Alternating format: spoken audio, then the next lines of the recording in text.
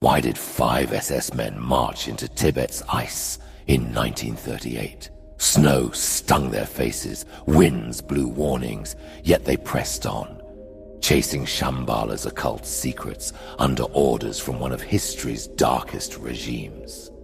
Everyone thinks the Nazi expedition to Tibet was about chasing mystical secrets. They're wrong. The truth is worse. This wasn't a spiritual quest. It was a mission to measure, classify, and prove a lie so deadly it would help justify genocide. In the shadow of Tibet's sacred mountains, rituals became data points, people became specimens, and ancient wisdom became a weapon. The Nazis didn't come to learn, they came to take. Officially, they came to study plants and animals. But rumors tell a darker tale. One of cursed relics, forbidden rituals, and journals hinting at something they couldn't unsee. What drove them to risk it all? Was it greed, madness, or something far more sinister? This is the most dangerous expedition you've never heard of. And once you understand what really drove those SS officers to Tibet, you'll never look at this story, or the conspiracy theories it spawned, the same way again. Tonight, we uncover the forbidden Nazi mission to Tibet. Truth, myth, or madness? Let us begin.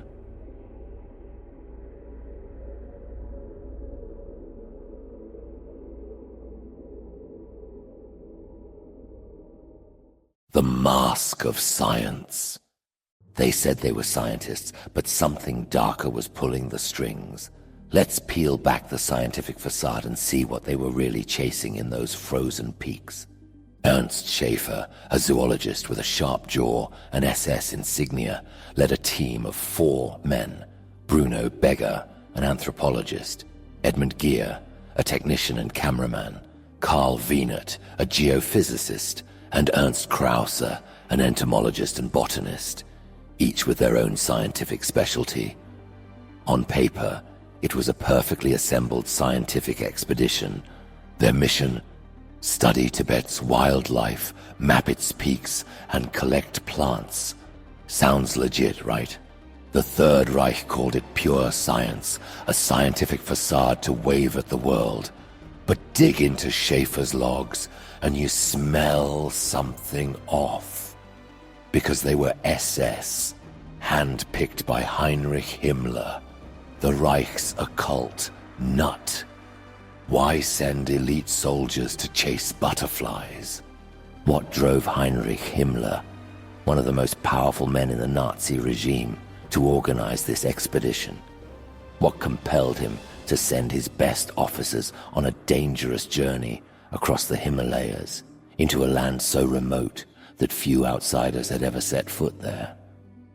The official story speaks of anthropological research, of studying ancient civilizations, of documenting Eastern mysticism. Himmler himself was known for his fascination with the occult, his belief in reincarnation, his obsession with ancient wisdom. This seemed like the perfect quest for a man who saw himself as a spiritual seeker, a modern-day knight in search of sacred knowledge. Heinrich Himmler wasn't just a Nazi leader. He was a true believer. While others in the party focused on politics and conquest, Himmler had become consumed by something far more mysterious. He believed that somewhere in Tibet lay proof of a forgotten truth that would rewrite history itself. He believed in reincarnation.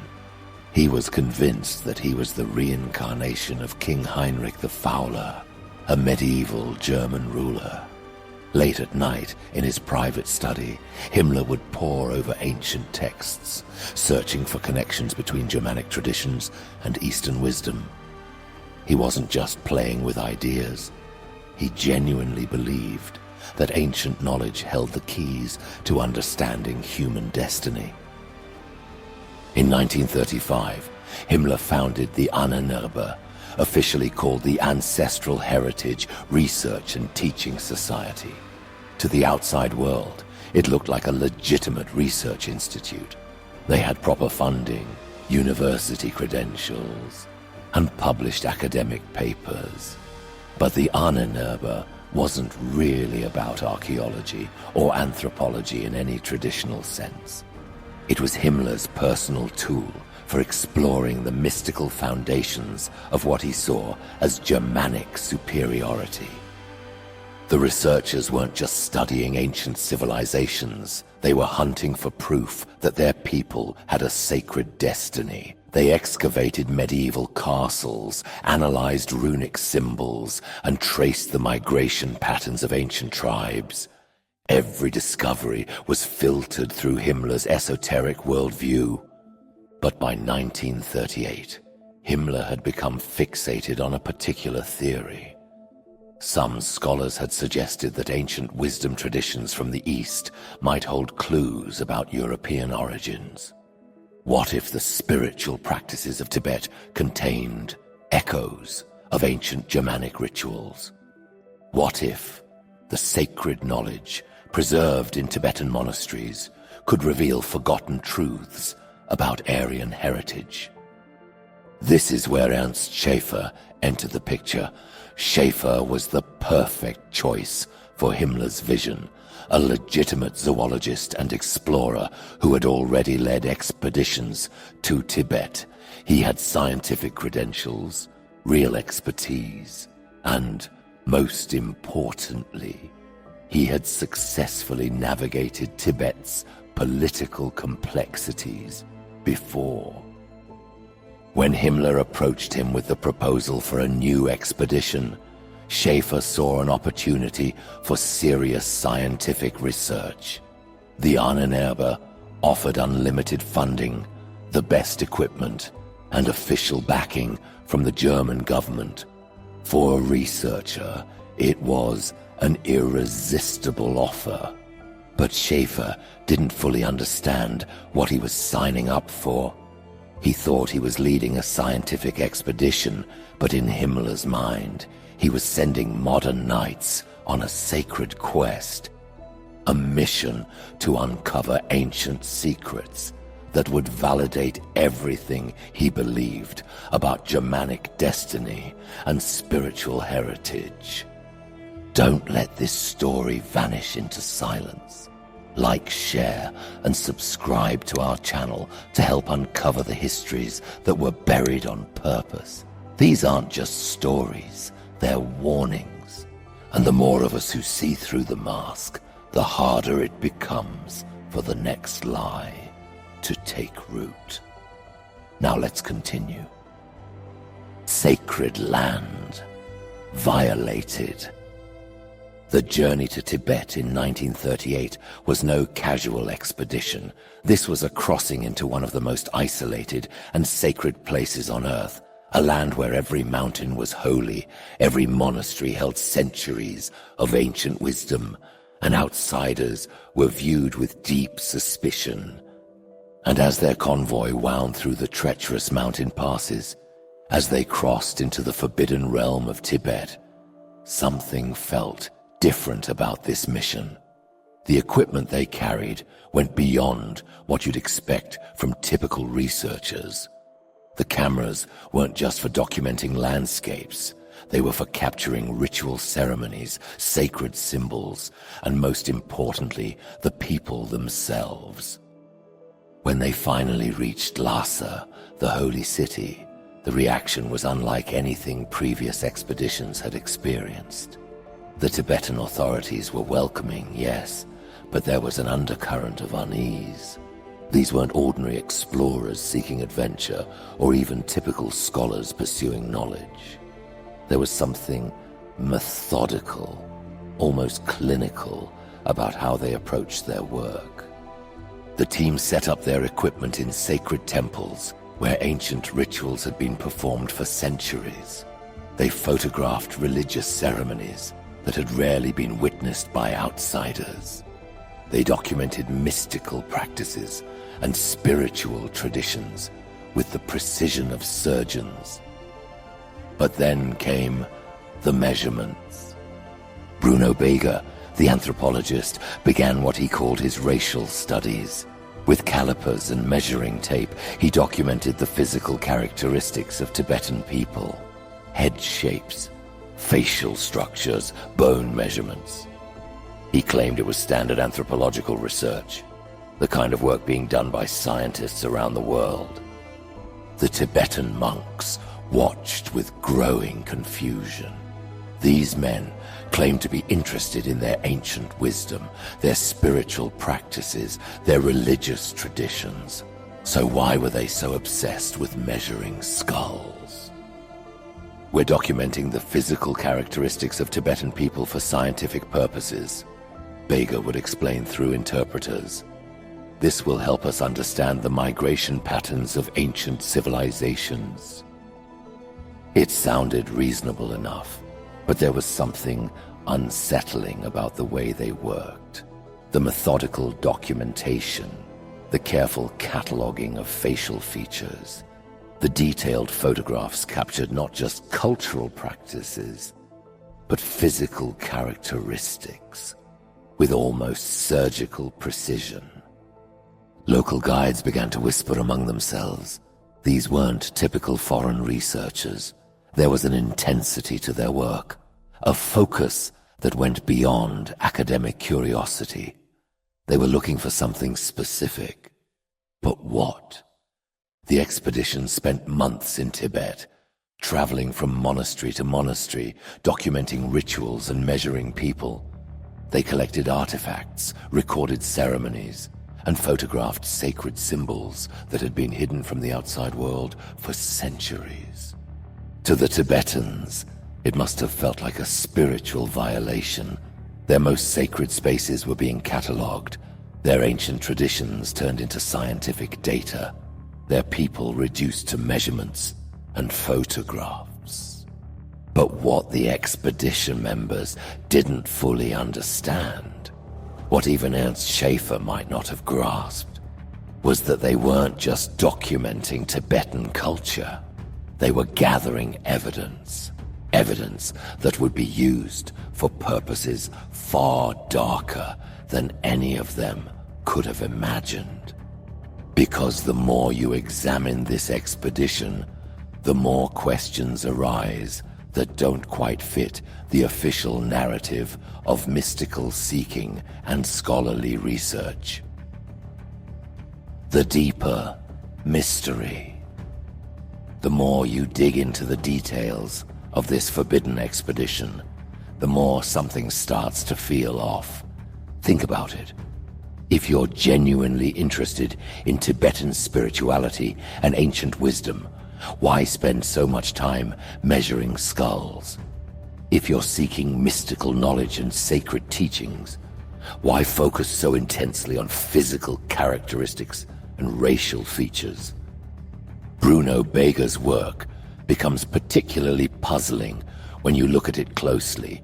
This man claimed to be conducting standard anthropological research, but his methods were unusually detailed, unusually specific. He wasn't just documenting Tibetan culture.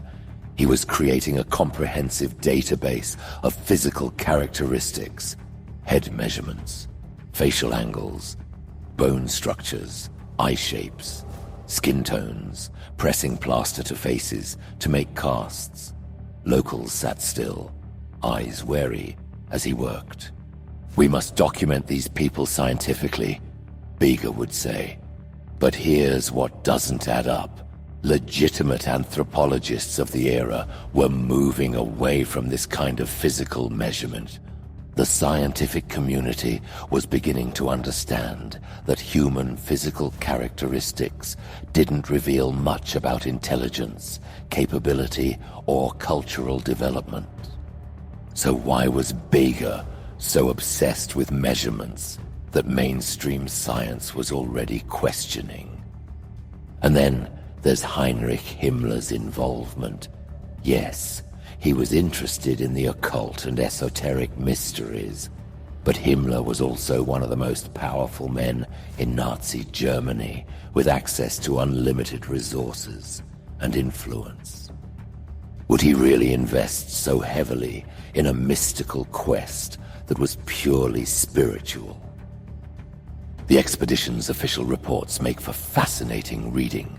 They document Tibetan rituals in incredible detail.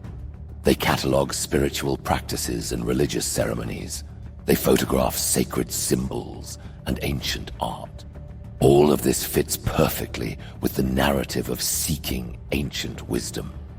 But buried in those same reports are hundreds of physical measurements, detailed racial classifications, and meticulous documentation of what Bega called anthropological types. What's more, the expedition wasn't working in isolation. Back in Germany, the Ahnenerbe was conducting similar research across Europe, North Africa, and Central Asia.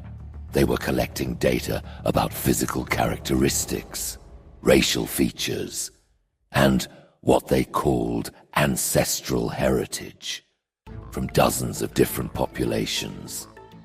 Why would an organization dedicated to mystical research need such extensive racial data? And here's another puzzling detail. While the expedition was documenting Tibetan culture, they were also looking for something very specific. They kept asking about ancient migrations, about peoples who might have traveled from the West centuries ago, about any evidence of European influence in Tibetan history. This wasn't random curiosity. They were searching for connections, for links between Tibet and something else. Something that would validate a particular theory about ancient civilizations and human origins.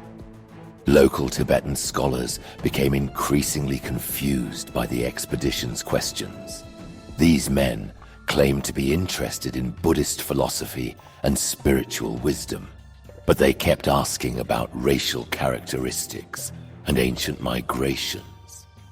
It was as if they were looking for proof of something that had nothing to do with spirituality. What if this mystical expedition wasn't really about mysticism at all? What if the real purpose of the Nazi expedition to Tibet was something that had been hidden from the world for decades? Something so disturbing that it would reframe everything we thought we knew about this mission.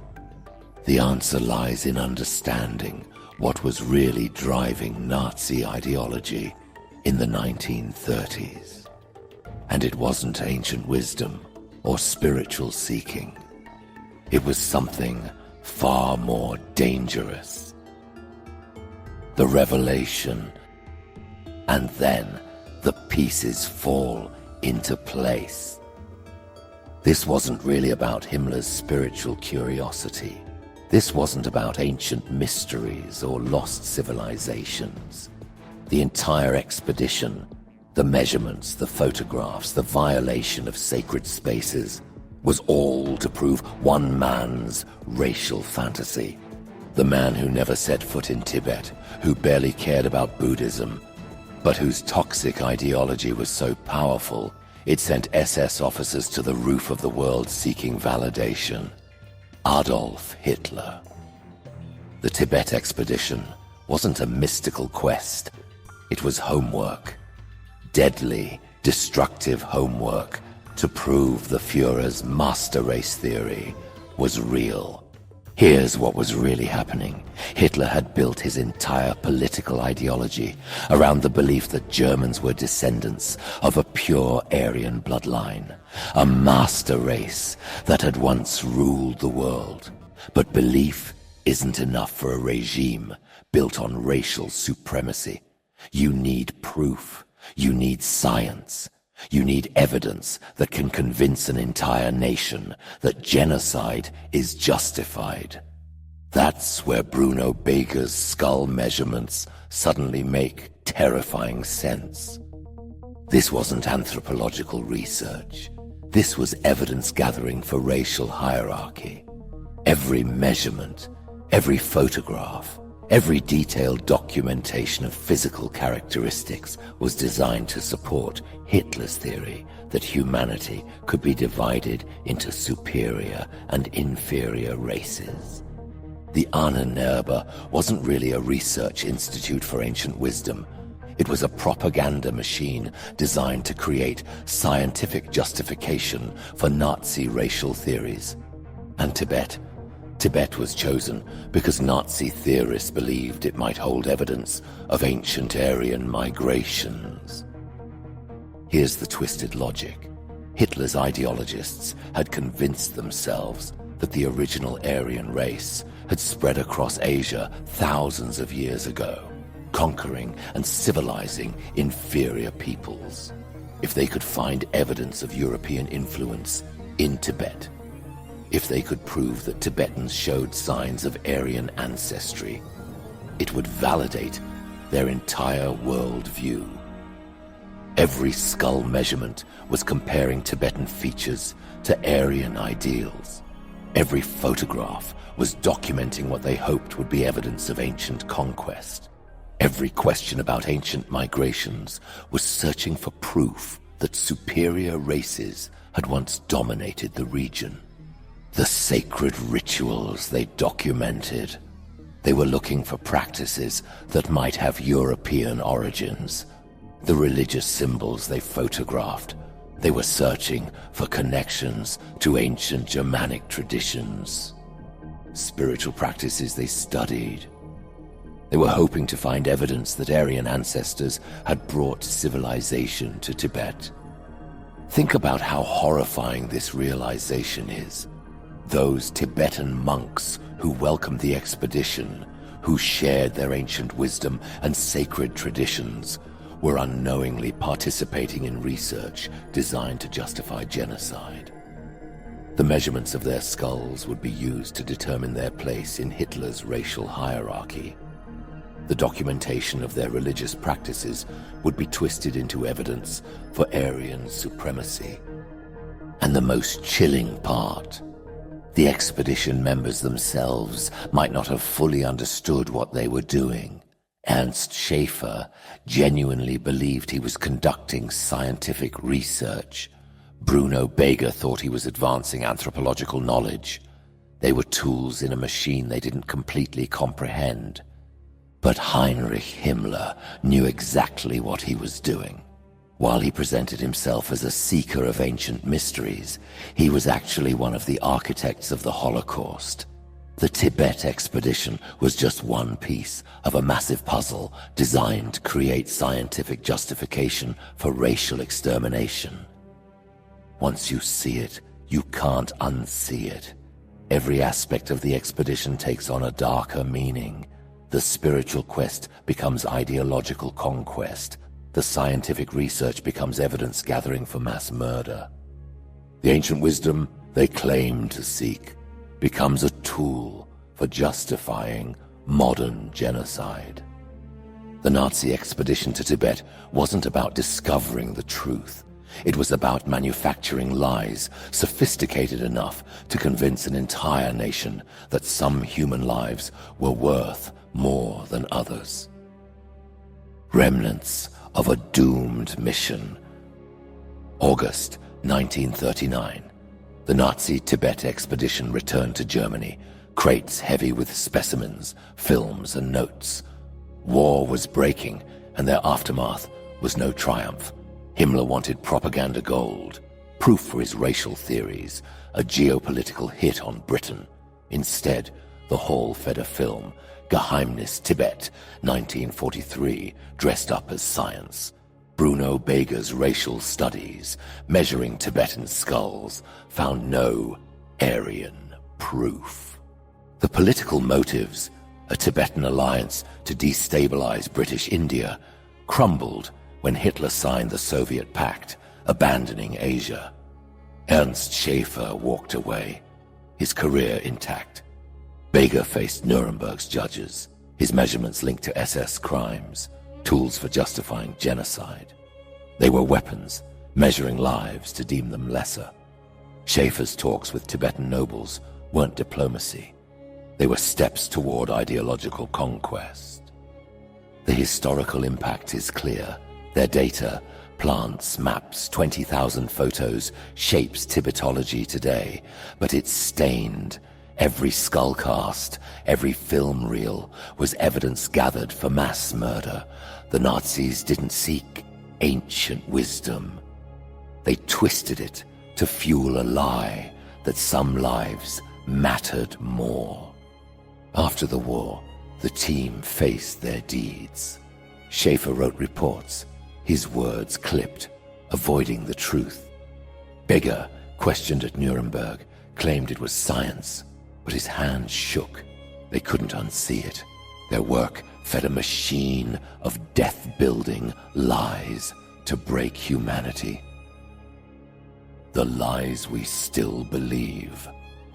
The Tibet expedition failed to prove Hitler's racial theories, but in a twisted way, it succeeded at something else. It planted seeds of dangerous mythology that are still growing today. Because after the war, when the true purpose of the expedition became clear, most of the participants experienced what we might call cognitive dissonance.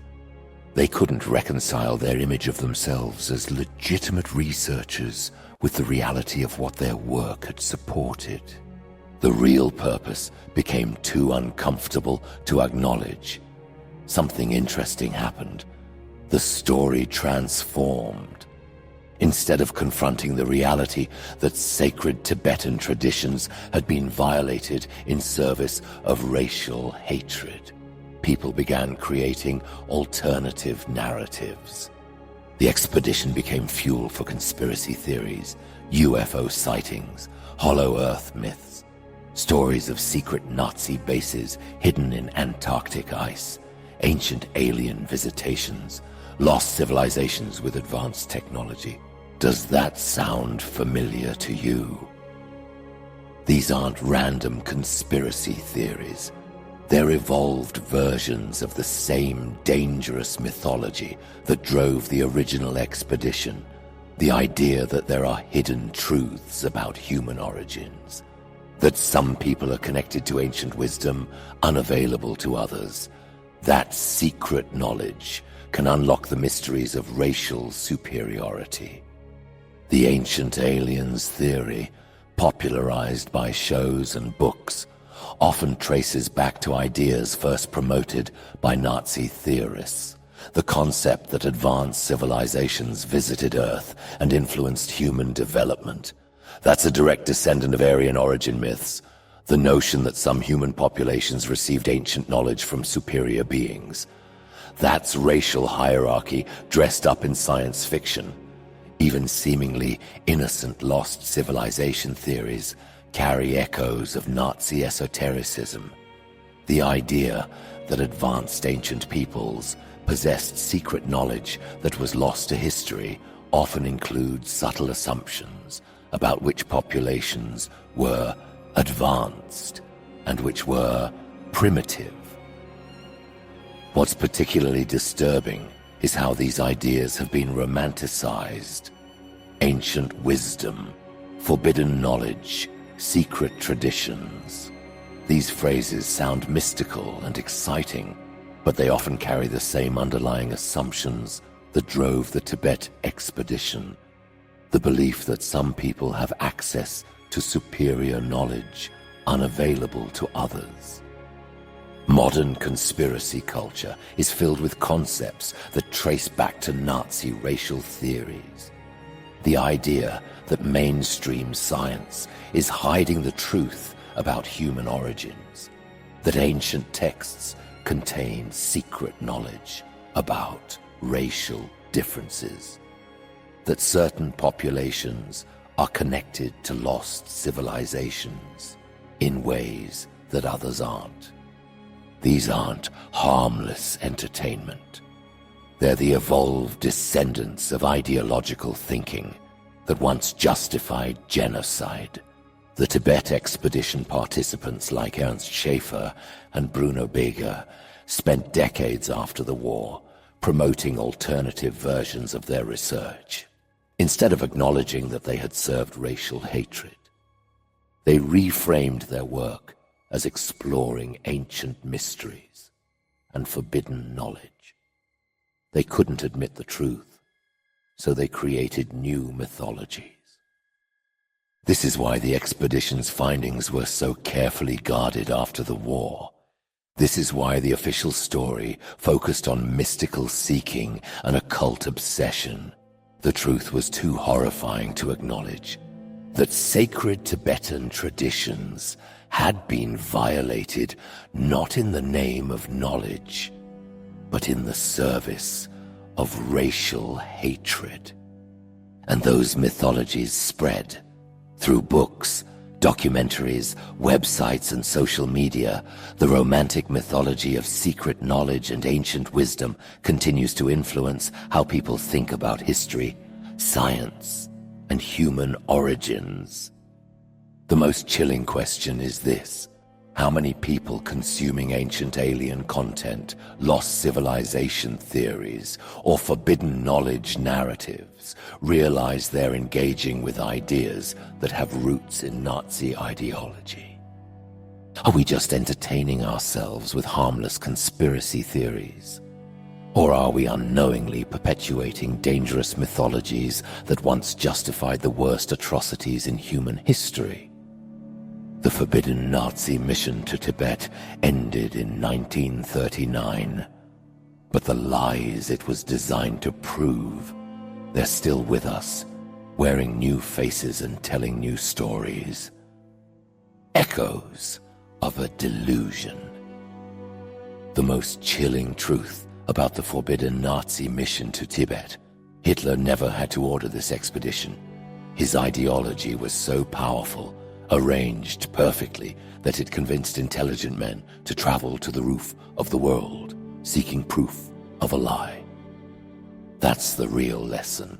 Dangerous ideas don't need direct commands to spread. They just need believers, and once they take root, they can send people to the ends of the earth to validate fantasies that their creators barely care about. The SS officers who violated Tibet's sacred spaces thought they were serving science, serving history, serving truth. In reality, they were serving one man's racial delusions. Delusions so toxic, they're still poisoning minds today. Today, when we encounter conspiracy theories about ancient aliens, lost civilizations, or secret knowledge, we should remember the Tibet expedition. We should ask ourselves, what dangerous mythologies are we entertaining? What toxic ideas are we romanticizing? Because of the hunger that drove those SS officers to Tibet, the need to believe we're chosen, special, superior, that hunger never died. It just found new stories to tell. The historical impact lingers. Plants, maps, photos shape Tibetology, but they're stained by a truth too ugly to face. This was about justifying murder. The legacy isn't in archives. It's in the silence of a nation that looked away. And if you want to see how this manipulation of belief began long before the SS set foot in Tibet, watch our video on how Hitler twisted the philosophy of Friedrich Nietzsche. A man who wrote about overcoming hatred became the poster child for it. Just like Tibet, Nietzsche's legacy was violated, turned into fuel for a machine that used wisdom as a weapon. The real danger isn't just in lies, but in the truths we let others distort. And don't forget to like, share, and subscribe to our channel. It matters more than you think. Good night.